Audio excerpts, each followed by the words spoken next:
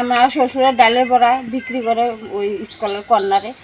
এরপরে আমরা কারেন্টের বিলের সম্বন্ধে যাই না সেটা, এরপরে সবাই মিলে গেলাম পাড়ার, যাই সেটা এরপরে শুনি কিতে 51,000 টাকা বিল আইছে পরে তারপর আমি মানে মাথা ঘুরাইয়া সেটা ফিরে গেছি ওই কারেন্টের অফিসে। ওই ফিরে যখন আমরা পাড়ার মানুষ কারেন্ট অফিসে আরও কয়েকজন আসলো, আমি তো চিনি না, আমি তো ফিরে গেছি গা। তো এরপরে তারা সবাই লইয়া গেছে পরে এরপরে ডাক্তার মানে হসপিটাল লইয়া গেছে কি, এরপরে কইতাছে হের প্রেশার একবারে স্লো হইয়া গেছে গা। বিল দেখা বিল দেখা 250-300 টাকার ভিতরে। নতুন মিটার লাগানো 51,000 আইছে। নতুন মিটার লাগানে।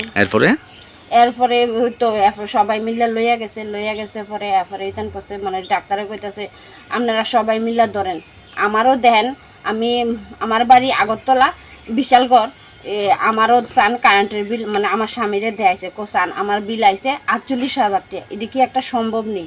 আপনারা পাড়ার সবাই মিলে কারেন্ট অফিসে তারা ধরেন এইভাবে ওই আমি অথচ মাসে থাই না একদিনও বাড়ি, তইলে আমার বিল আইব কেমনি এত?